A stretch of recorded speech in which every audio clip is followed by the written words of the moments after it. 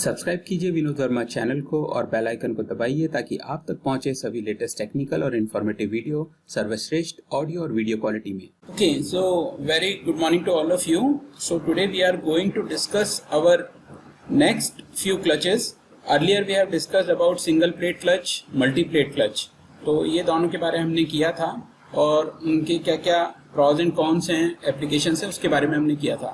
So now today we will move towards cone clutch. Okay, so all of you can see this diagram.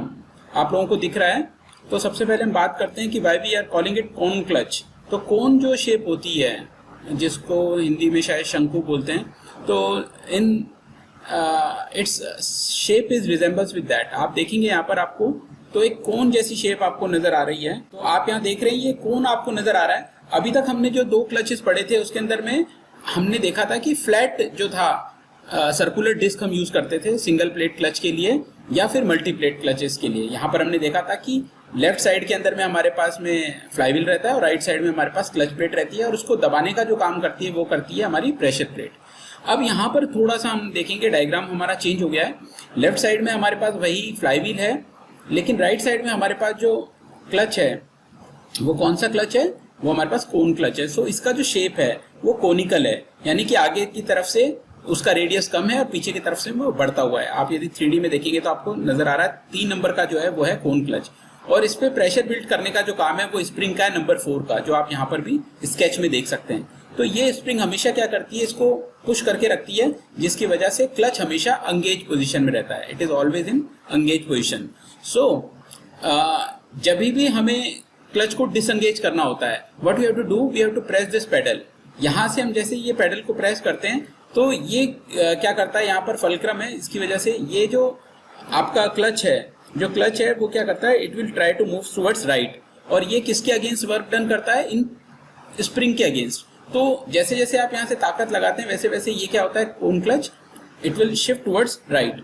और जैसे जैसे right की तरफ में move करता है, यहाँ से आप देखेंगे कि इसकी जो सरफेस है वो इससे डिसएंगेज होने लग जाती है. यानी कि जो फ्लाईव्हील है उससे इसकी जो सरफेस है वो यहाँ से डिसएंगेज होने लगती है. तो फ्लाईव्हील के जो आरपीएम है, सपोज करिए हम बात कर रहे थे 1000 आरपीएम पे यदि फ्लाईव्हील घूम रहा है तो आपके पास जो कोन क्लच है वो इससे डिसएंगेज होते ही उसको कोई भी टॉर्क यहाँ से नहीं मिलेगी और उसी बीच में हमारे पास गियर बॉक्स की जो शाफ्ट है वो हमारे पास फ्री हो जाएगी और हम गियर एंगेज कर सकते हैं. जैसे जैसे हम वापस से क्लच पेडल को रिलीज करेंगे वैसे वैसे वापस से जो कोन क्लच है वो क्या होगा, लेफ्ट में मूव करेगा और वापस से एंगेजमेंट शुरू हो जाएगा. तो देखिए यहाँ पर ये मेटेलिक पोर्शन है, लेकिन यहाँ पर जो आपको ब्लैक कलर का पोर्शन दिख रहा है this is called friction liner. Friction liner हमने पहले भी बात की थी. We can use any kind of material which have high coefficient of friction. तो ऐसा कोई भी material, it may be leather, it may be asbestos, it may be alloy, so whatever you have you can use which have high coefficient of friction. तो हम वही चीज यहाँ पर यूज करते हैं.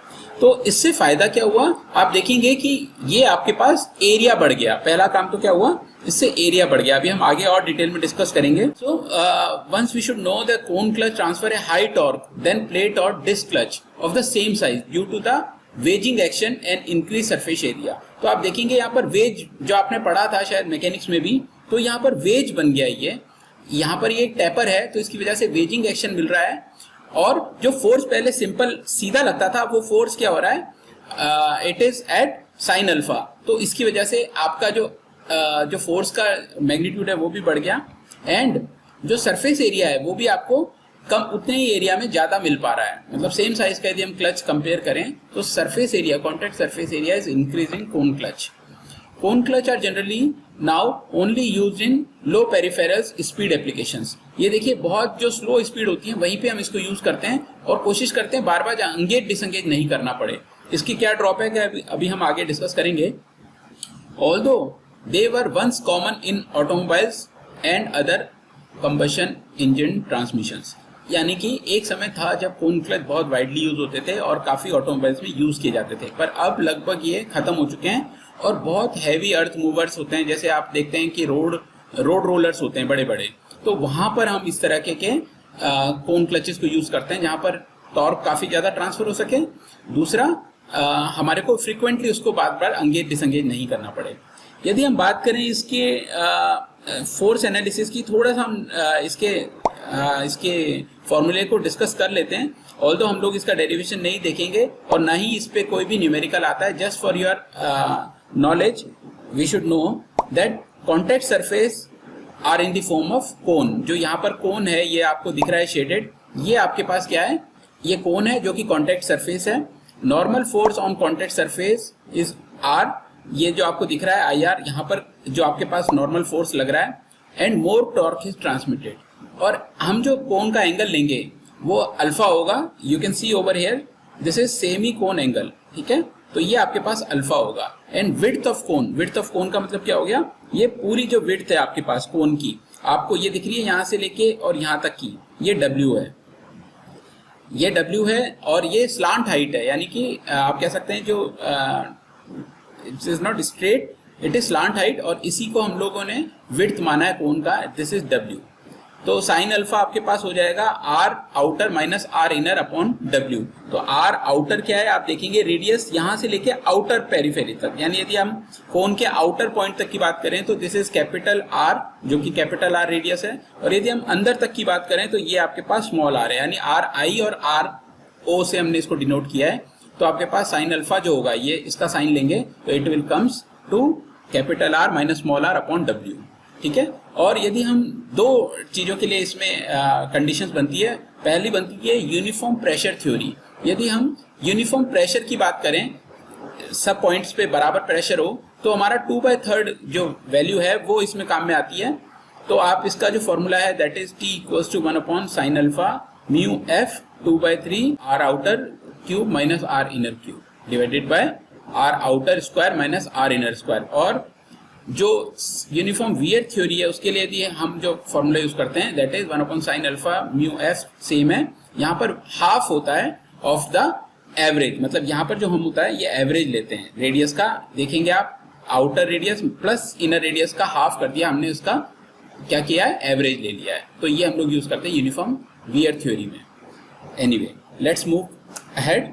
इसकी एडवांटेजेस की हम बात करें, इससे फायदा अभी हमने डिस्कस किया।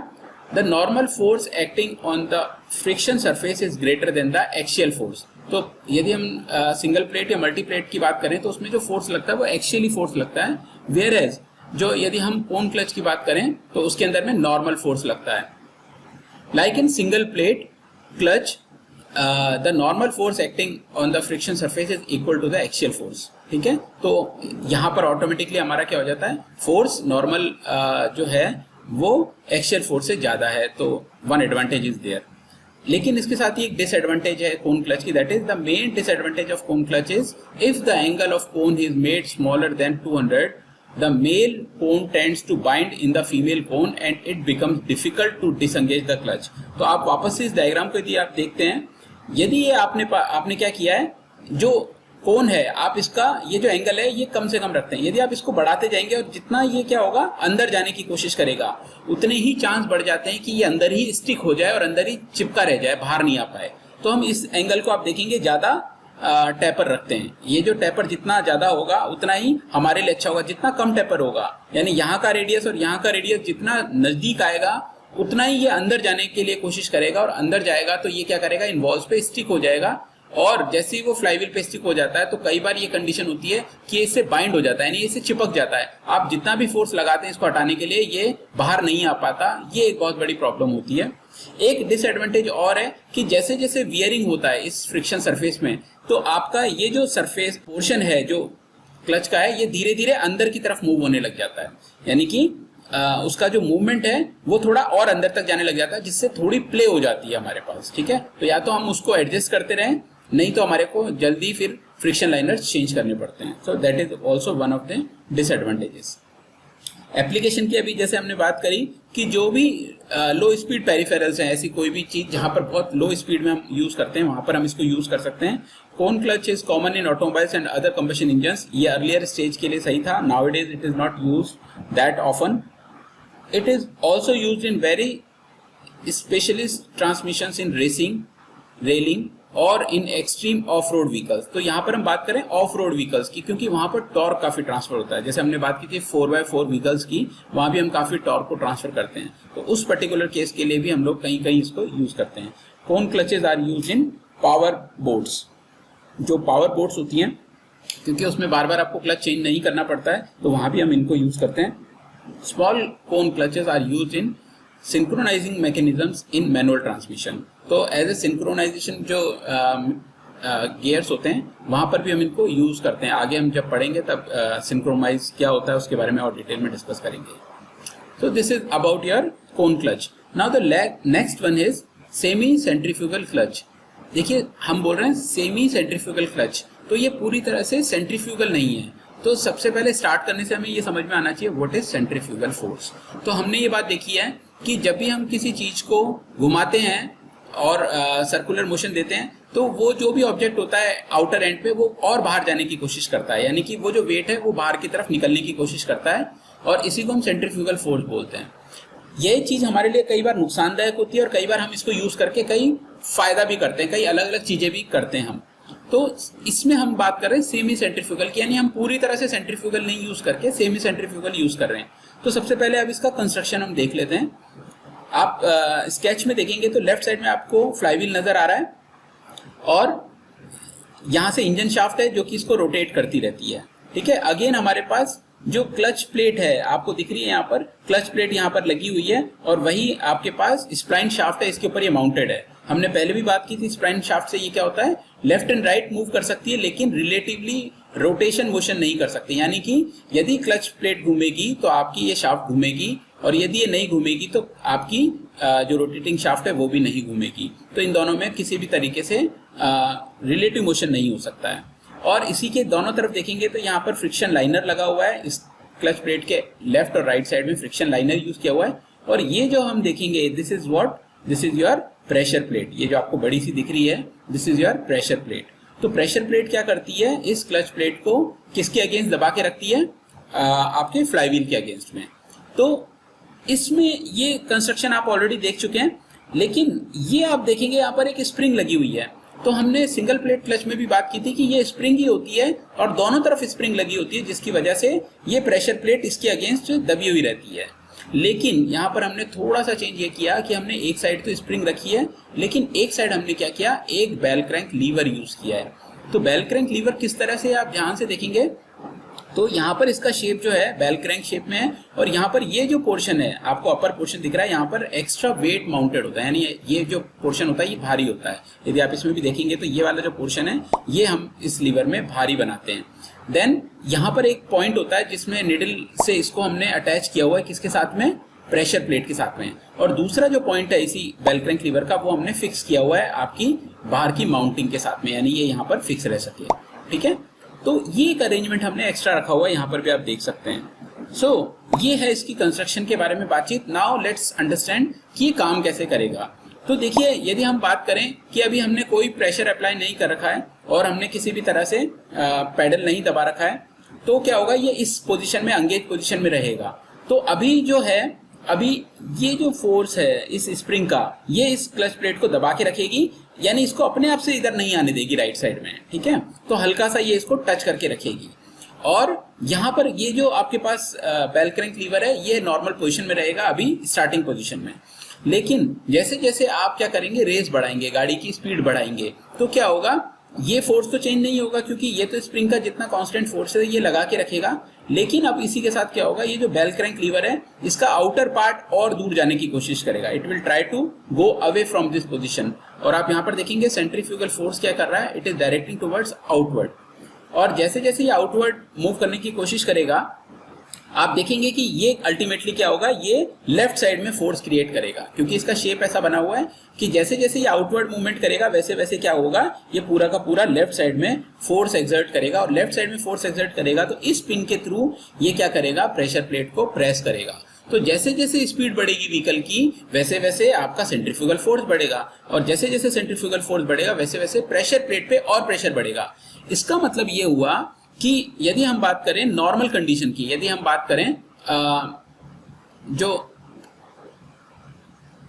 गाड़ी स्टार्टिंग स्टेट की, तो हमारे पास ये जो फोर्स है इतना ही फोर्स है, सिर्फ आपके पास गाड़ी जो चल रही है उसका जो क्लच है वो एंगेज हो रखा है, लेकिन इतना फोर्स सफिशिएंट नहीं है क्योंकि ज्यादा टॉर्क ट्रांसफर करना पड़ेगा हाई स्पीड पे।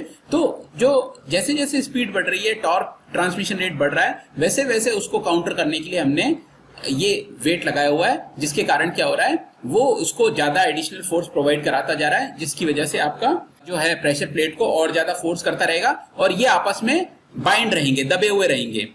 लेकिन जैसे मान लीजिए आगे चल के आपको गियर डाउन करना है या आपने स्पीड स्लो कर दी है, तो जैसे ही आपने गाड़ी की स्पीड स्लो कर दी है, ये वापस से अपनी ओरिजिनल स्टेट पे आएगा, यानी इसका फोर्स लगभग खत्म हो जाएगा और सिर्फ फोर्स किसका बचेगा, आपका स्प्रिंग का।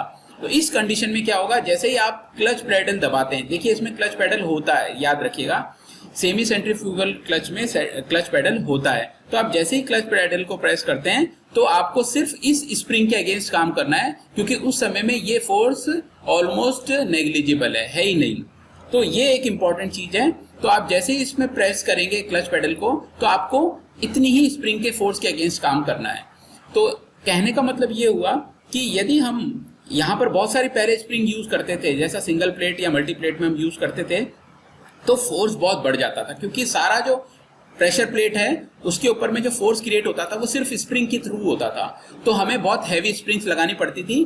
तो जितनी ज्यादा हैवी स्प्रिंग लगती थी उतना ही हमको वर्डन करना पड़ता था। जब भी हम क्लच दबाते थे तो उतना ही ज्यादा अमाउंट में हमको प्रेस करना पड़ता था, और प्रेस करने से हमारे पास क्या होता था, हमारे को एफर्ट ज्यादा लगाने पड़ते थे। लेकिन अब क्या हो गया, आप सोचिए, सपोज करिए 50% आपको जो फोर्स मिल रहा है वो आपको इसके थ्रू मिल रहा है, स्प्रिंग के थ्रू, और 50% फोर्स आपको किसके थ्रू मिल रहा है, आपको लीवर के थ्रू मिल रहा है। तो अब ये आप देखिए कि नॉर्मल कंडीशन में अब जो ड्राइवर यदि क्लच पेडल दबाता है तो सिर्फ उसको हाफ ही फोर्स यूज करना पड़ेगा जब भी क्लच को डिसंगेज करना है, क्योंकि ये हाफ अपने आप ही जीरो हो जाता है जैसे आपके पास स्पीड जीरो होती है।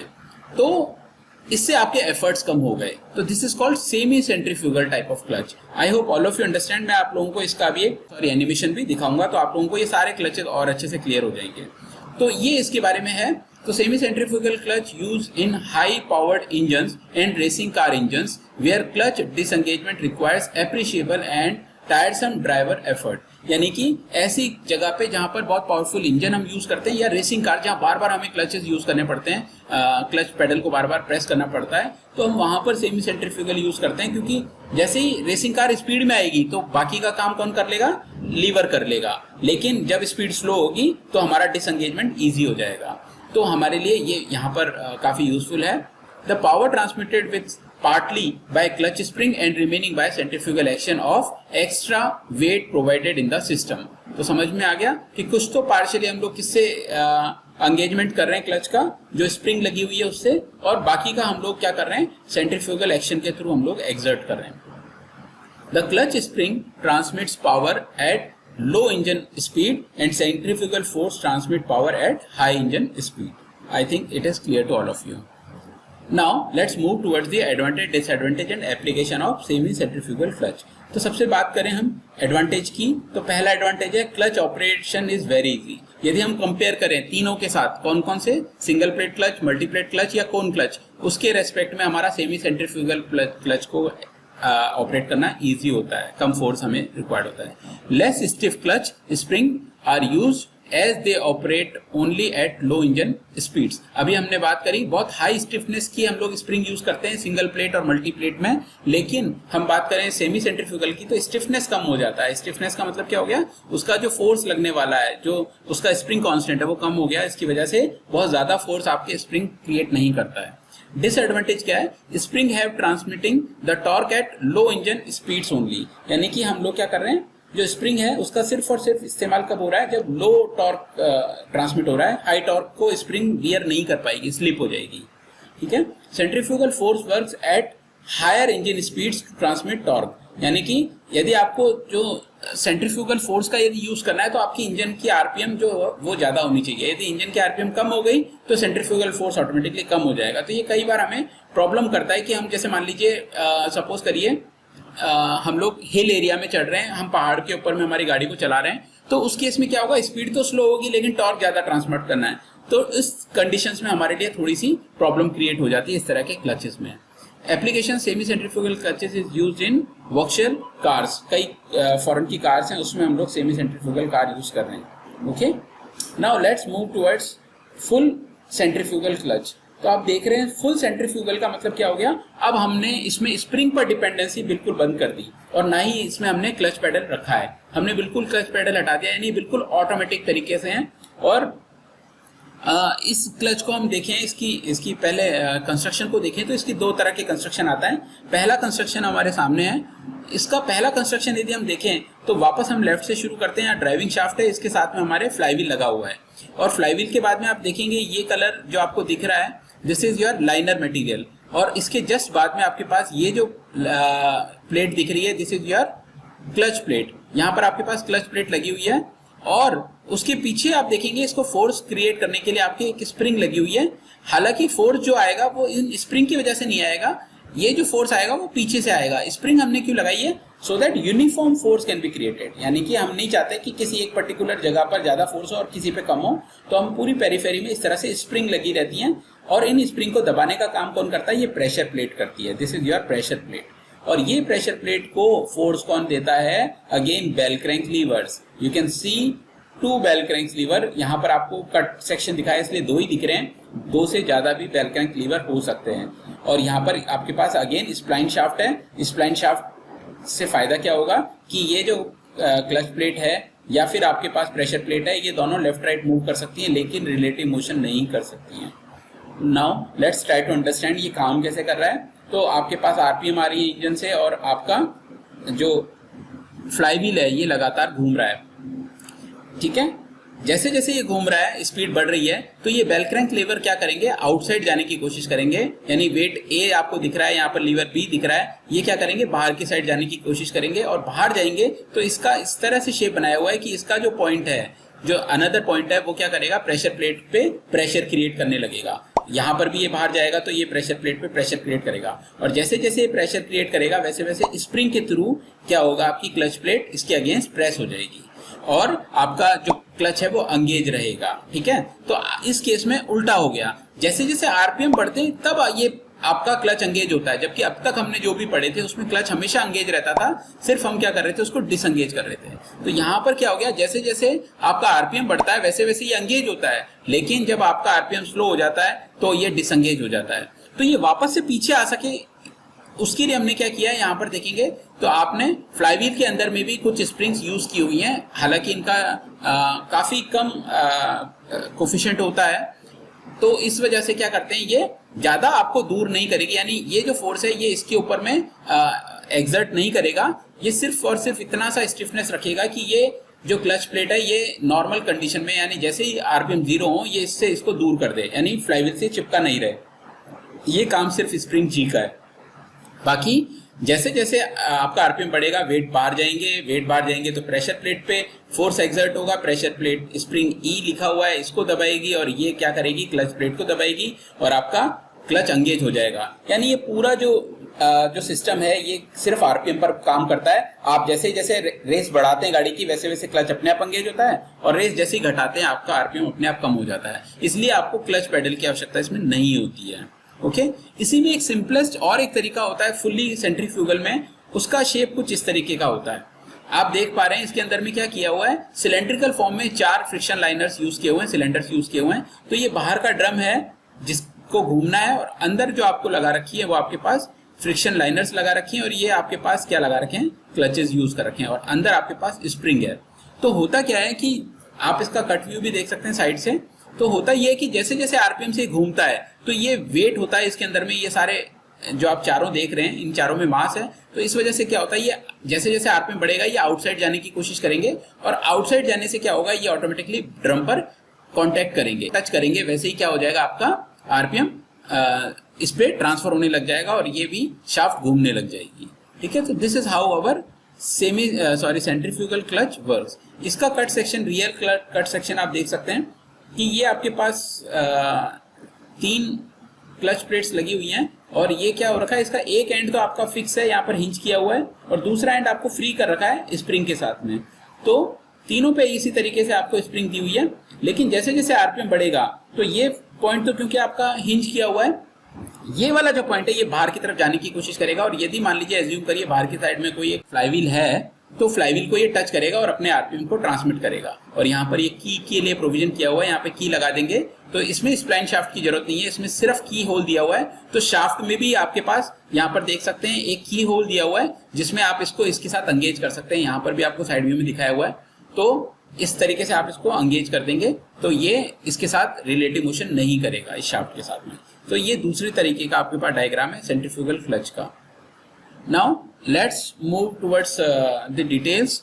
अभी हमने जैसे कि बात की कि centrifugal clutches use centrifugal force instead of spring force. तो यहाँ पर हम स्प्रिंग फोर्स पे डिपेंडेंट नहीं रहते हैं, ऑल्दो हमने स्प्रिंग यूज की है। आप इससे कंफ्यूज मत होइएगा कि स्प्रिंग ये लगा रखी है तो सर इससे स्प्रिंग फोर्स एक्सर्ट हो रहा है। नो, एक्सर्ट हो रहा है प्रेशर प्लेट से, और प्रेशर प्लेट को कौन दे रहा है? हमारा सेंट्रीफ्यूगल फोर्स दे रहा है।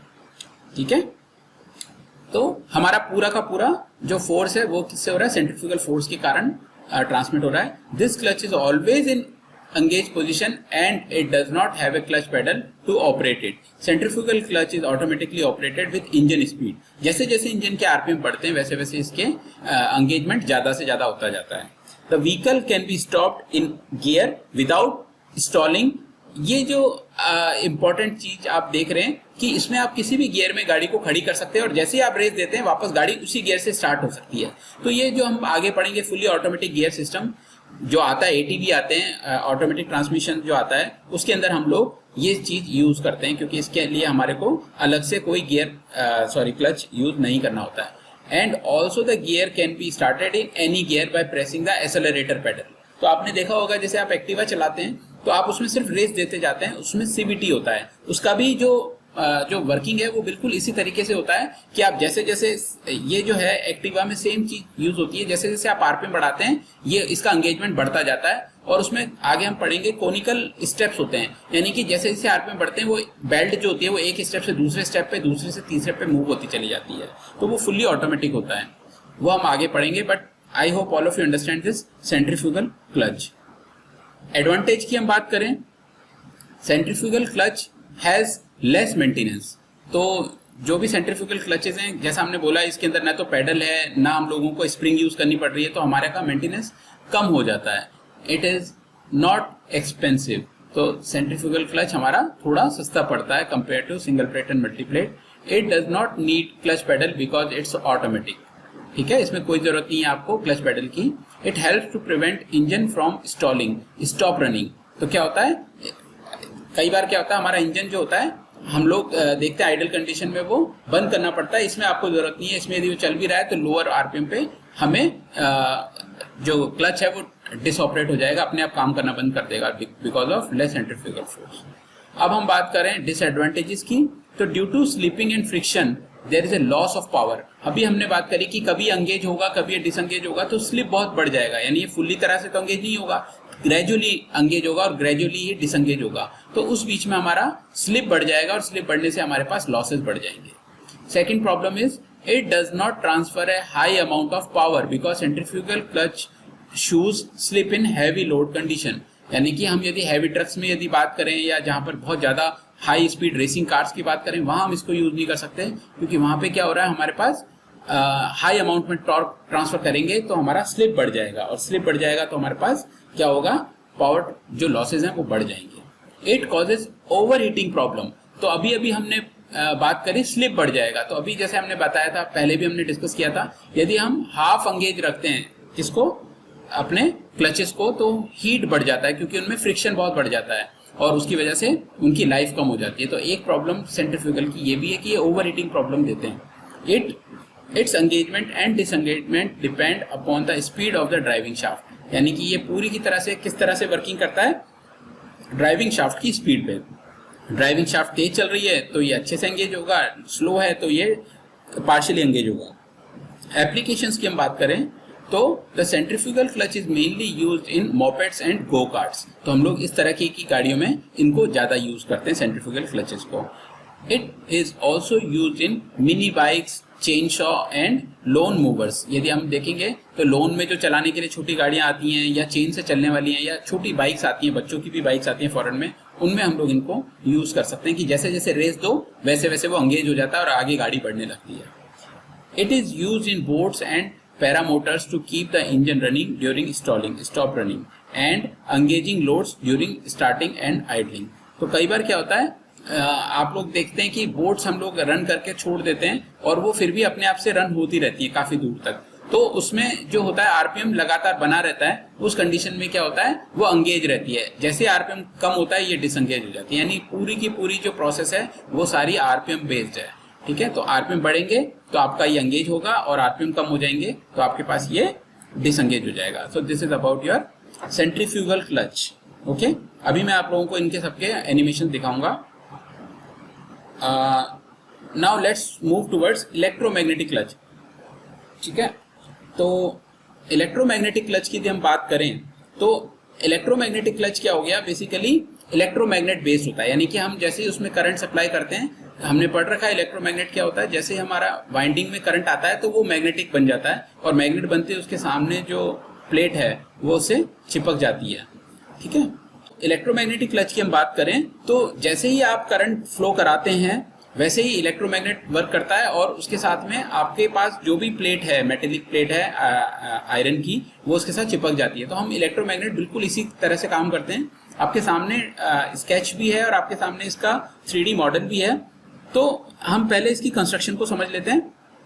आप देखेंगे यहाँ पर इंजन से आपके आरपीएम आ रहे हैं और सबसे पहला फ्लाईव्हील होता है, आप जैसा जानते हैं। और आप देखेंगे इस फोटो में कि फ्लाईव्हील के अंदर ही आपको रेड कलर की वाइंडिंग दिख रही है। इसका मतलब क्या हुआ, सीधा सीधा सा, कि आपका जो फ्लाईव्हील होता है उसी के अंदर में प्राइमरी वाइंडिंग की हुई होती है। यहाँ पर आपके पास वाइंडिंग की हुई है, यहीं पर कोर बना करके और फ्लाईव्हील में ही पूरी पेरीफेरी में इसको वाइंडिंग कर दिया जाता है और करंट सप्लाई किया जाता है और ये करंट आता है आपका बैटरी के through.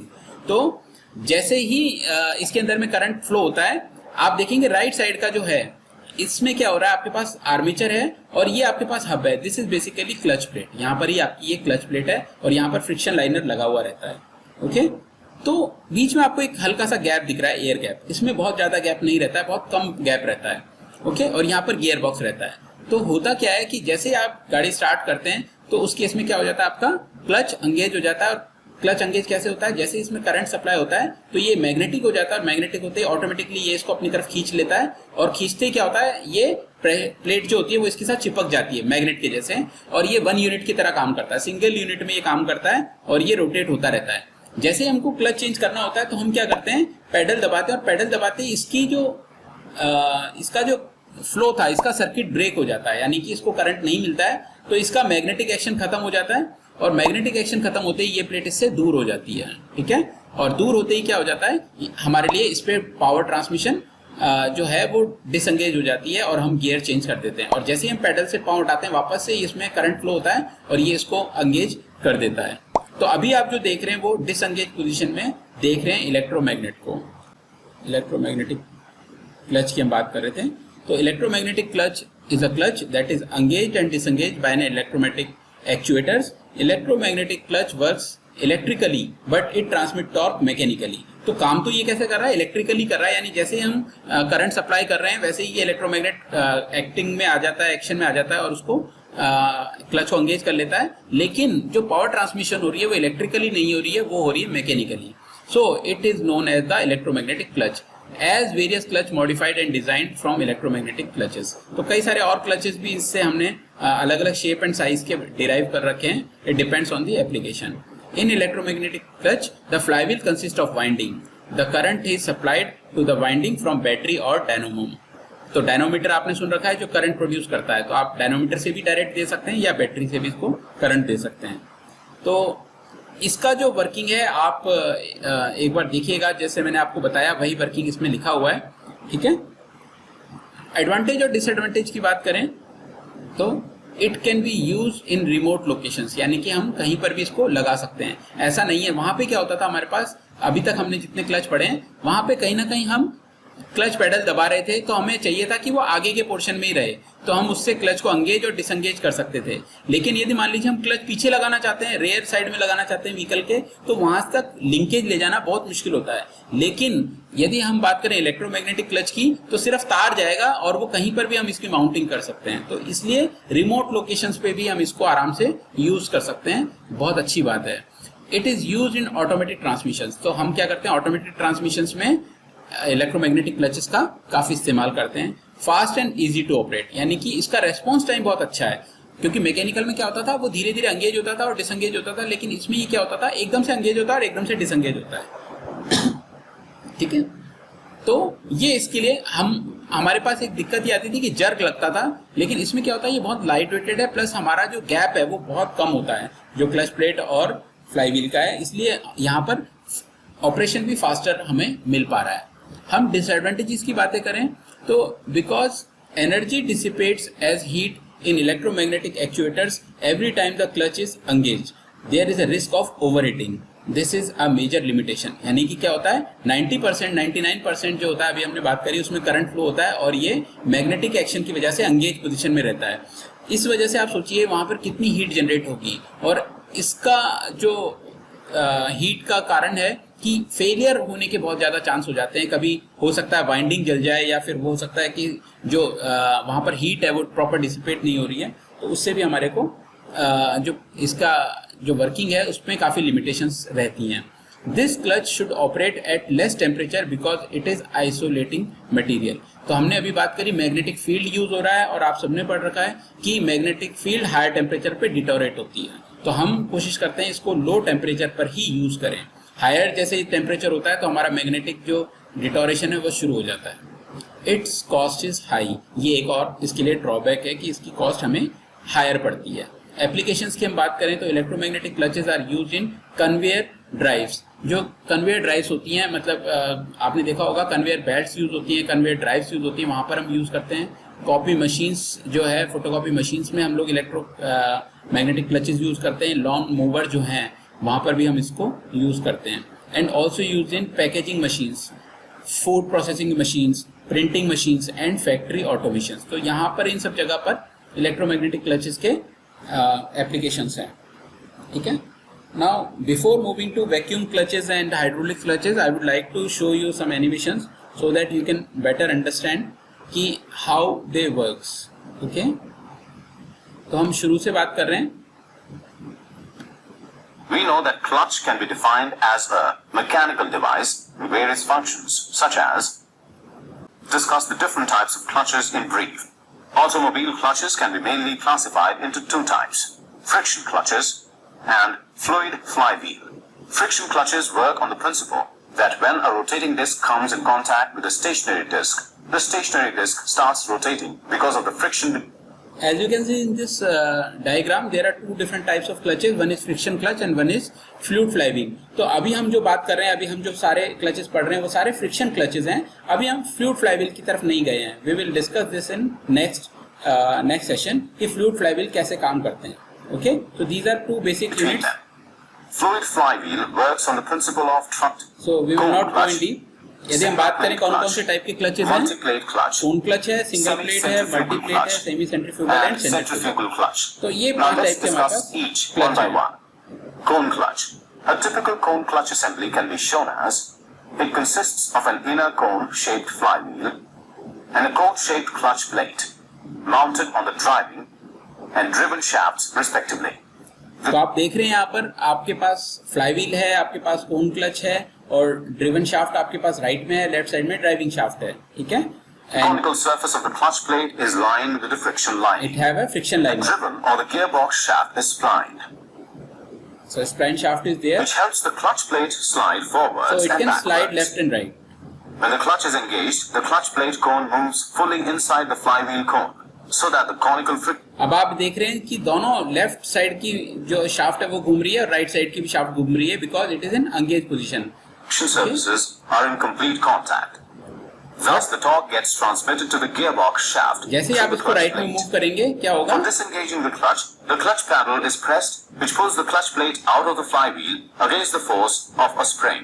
And in this condition, only left side contact surfaces. Shaft will rotate, right one will not. Clutch.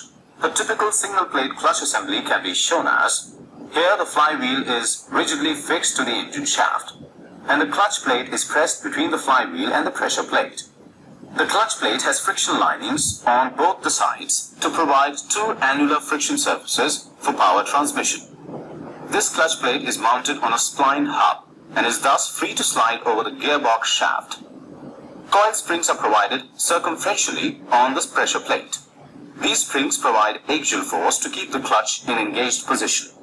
For disengaging the clutch pedal is pressed, which pulls the pressure plate outside against the force of the spring. thereby releasing the clutch plate and separating the contact surfaces. Nowadays, a modified single plate clutch known as diaphragm spring type single plate clutch is used. A typical diaphragm spring type single plate clutch can be shown as: it consists of a diaphragm spring attached to the pressure plate instead of regular coil springs. In the free condition, the diaphragm spring is conical in shape, but when assembled, it is constrained to an approximately flat condition, because of which it exerts a force circumferentially on the pressure plate. This force on the pressure plate keeps the clutch in engaged position. The diaphragm spring is hinged to the clutch cover to provide a fulcrum while disengaging. For disengaging the clutch pedal is pressed, which pushes the throwout bearing. This pushes the diaphragm spring at the center and in turn pulls the pressure plate off, thereby releasing the clutch plate. Multi-plate clutch. A typical multi-plate clutch assembly can be shown as: it consists of multiple friction plates attached to the flywheel housing, which engages with the multiple clutch plates mounted on the spline hub to provide better and greater torque transmission. Its working is similar to the single plate clutch. In ordinary condition, these clutch plates remain engaged with the friction plates due to the force applied by the pressure plate. For disengaging the clutch pedal is pressed, which pulls the spline hub outside against the force of the spring. Semi-centrifugal clutch. These clutches are used where high torque transmission is required. A typical semi-centrifugal clutch assembly can be shown as: here the clutch is engaged with the help of spring force as well as centrifugal force. It consists of 3 hinged and weighted levers and 3 clutch springs alternately arranged at equal spaces on the circumference. These levers are hinged to the pressure plate through a needle bearing and also hinged to the clutch cover at point B. The upper side of the lever is weighted. Now at normal speeds, when the power transmission is low, the springs keep the clutch engaged. But at higher speeds, when the power transmission is high, the weights on the lever tend to move outwards due to the centrifugal action. This introduces a torque about the hinge B, which causes the lever to put pressure on the pressure plate, thus keeping the clutch firmly engaged and providing better transmission. Centrifugal clutch. A typical centrifugal clutch assembly can be shown as: here springs are eliminated altogether and only the centrifugal force is used to apply the required pressure for keeping the clutch in engaged position. Also, no clutch pedal is used as the clutch automatically disengages below a certain speed. Here, as the speed increases, the weight A flies, thereby operating the lever B, which presses the pressure plate C. This force gets transmitted to the clutch plate D with the help of springs E. The clutch plate containing the friction linings gets pressed against the flywheel, thereby transmitting the torque. Spring G is used to keep the clutch disengaged at low speed. Now let us summarize the different types of friction clutches as: Okay, so here we have completed our friction clutches. Okay, fine. तो आगे हम बात करते हैं clutch operation से related है, although we call it vacuum clutch और hydraulic clutch, लेकिन ये जो बात हम कर रहे हैं ये एक तरह से it is how we are providing force for applying the clutch. ठीक है, तो क्लच हम पैडल को दबाते हैं, पाँव से यूज करते हैं, तो उसमें भी एक फोर्स, मैनुअल फोर्स यूज करना पड़ता है. बट व्हाट हैपेंस कि यदि हम इतने ताकतवर नहीं है या फिर कोई बूढ़े लोग उसको चला रहे हैं या फिर कोई इस लेडीज उसको चला रही हैं या फिर कोई ऐसा आदमी चला रहा है जिसमें बहुत ज़्यादा पाँव में ताकत नहीं है, तो हमें उसको एक्स्ट्रा असिस्टेंस प्रोवाइड करानी होती है. तो उसको हम बोलते हैं पावर सोर्स. तो आपने सुना होगा गाड़ी के अंदर में पावर विंडो आती है, पावर ब्रेक्स आते हैं, पावर क्लच आते हैं. ठीक है, तो ये पावर हमें एक्चुअली मिलती कहाँ से है, तो अभी हम एक बार ध्यान से समझते हैं. और यही फिनोमेना हमारे हर पावर जो ऑपरेटेड जो भी हमारे पास पार्ट्स हैं उसमें हमारा यही पावर चेन यूज होता है. ये पूरा जो आपके सामने दिख रहा है ये सेम होता है सभी के लिए. ठीक है, और आगे आप इससे कैसा भी आउटपुट ले सकते हैं वो आपके ऊपर डिपेंड करता है कि आप उससे क्या आउटपुट लेना चाहते हैं, लेकिन पावर सोर्स सभी जगह पर एक ही जैसे होते हैं. तो हम वैक्यूम की बात करें, हम वैक्यूम ब्रेक की बात करें, वैक्यूम क्लच की बात करें, वैक्यूम गियर की बात करें, वैक्यूम से रिलेटेड कोई भी हम यदि पावर यूज कर रहे हैं तो उसका सिस्टम एक ही होता है. तो हम इसको पहले इसकी कंस्ट्रक्शन को देखते हैं. तो वैक्यूम ब्रेक की हम बात कर रहे हैं, इसका कंस्ट्रक्शन आप देखेंगे लेफ्ट साइड से। तो हम शुरू करते हैं सबसे पहले कि यहाँ रिजर्वायर से। तो ये एक रिजर्वायर है, यानी कि एक टैंक है, बहुत हैवी टैंक है जिसकी थिकनेस भी काफ़ी अच्छी रखी जाती है।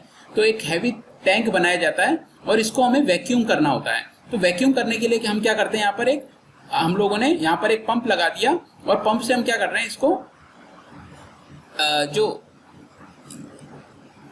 जो ये स्पेस है हम चाहते हैं इसमें से सारी हवा को हम बाहर निकाल दें। ठीक है, तो हम यहाँ से क्या करते हैं, पंप के थ्रू सारी जितनी भी अंदर पे हवा है हमारे पास में, हम उसको क्या करते हैं, बाहर निकाल देते हैं। और हम बाहर निकालने के बाद क्या करते हैं, यहाँ पर ये हवा वापस अंदर की तरफ नहीं आ जाए, इसके लिए हम नॉन रिटर्न वॉल लगाते हैं। नॉन रिटर्न वॉल का मतलब है कि सिर्फ वन साइड एक्शन होगा, यानी यहाँ से हवा बाहर जा सकती है लेकिन वापस आ नहीं सकती है। तो इसे कहते हैं NRV भी बोलते हैं शॉर्ट में, और पूरा नाम इसका नॉन रिटर्न वॉल है। ठीक है, तो नॉन रिटर्न वॉल के थ्रू क्या होता है, हम सारी एयर को क्या करते हैं, यहाँ से हम बाहर निकाल देते हैं और यहाँ पर बहुत हाई वैक्यूम क्रिएट हो जाता है। तो यानी कि हम ये मान लेते हैं कि इसके ऊपर में हम यदि कोई भी आउटलेट देते हैं, कहीं पर भी हम इसको जगह देते हैं, तो वो एकदम से कोई भी चीज़ को सक करने की कोशिश करेगा, अंदर खींचने की कोशिश करेगा। तो इसमें बहुत पावर जनरेट हो जाती है वैक्यूम के कारण। अब हम आगे चलते हैं, यहाँ पर आप देखेंगे एक सिलेंडर लगा हुआ है।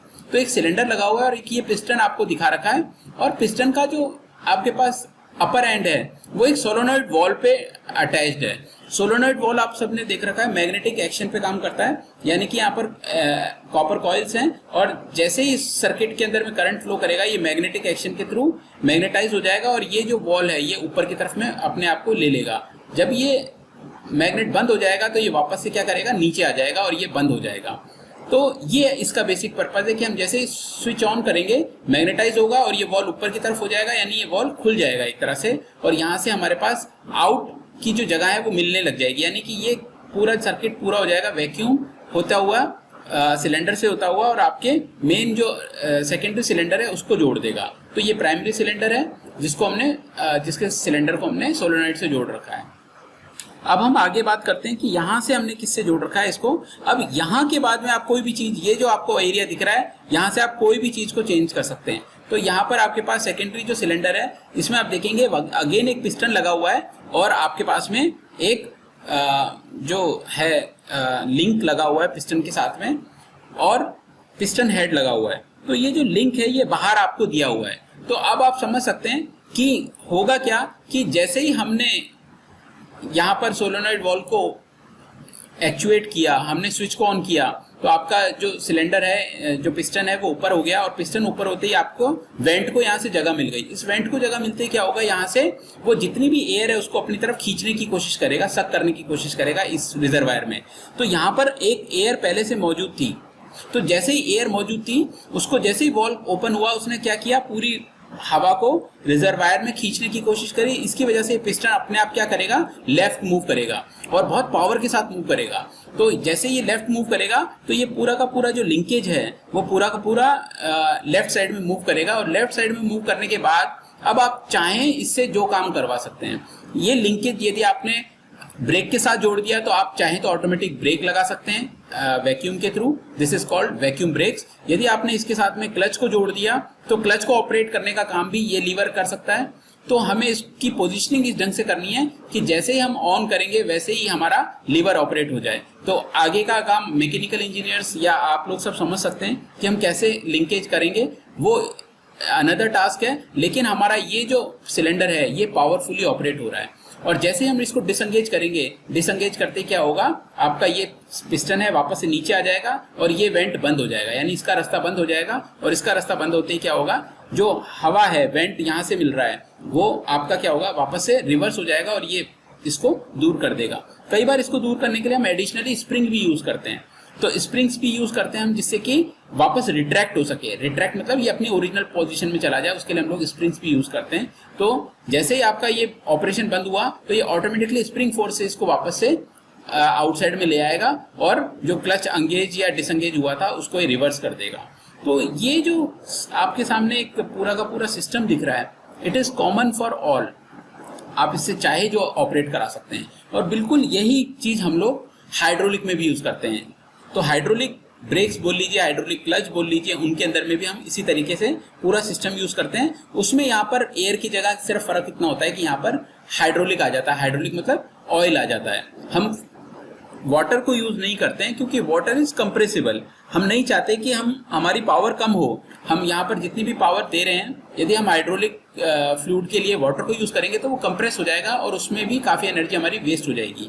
तो हम चाहते हैं कि वो बिल्कुल कंप्रेस नहीं हो, जितनी एनर्जी यहाँ से मिल रही है उतनी एनर्जी पूरी उस फ्लूइड को मिले। तो हम लोग ऑयल यूज करते हैं which are non compressible oils. ठीक है, तो ऐसे फ्लूइड हम यूज करते हैं और उसके लिए भी हम लोग कुछ इसी तरीके का सिस्टम यूज करते हैं। तो नेक्स्ट जो आप देखेंगे इसमें हाइड्रोलिक क्लच के ऊपर काम किया हुआ है।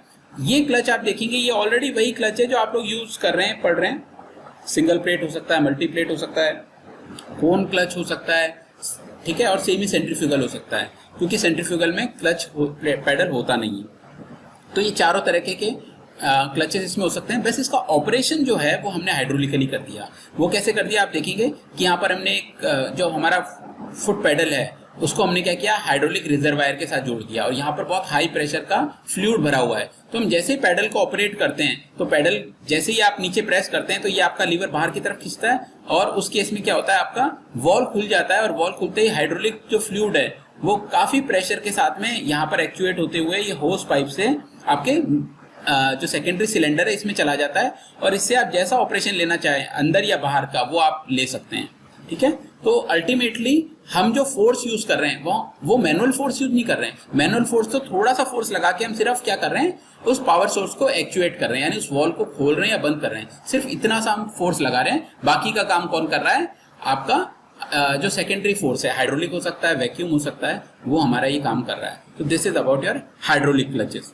तो आई होप ये दोनों आपको समझ में आए होंगे, वैक्यूम क्लचेस और हाइड्रोलिक क्लचेस हम कैसे यूज कर रहे हैं। ठीक है, so for today this is all from my side.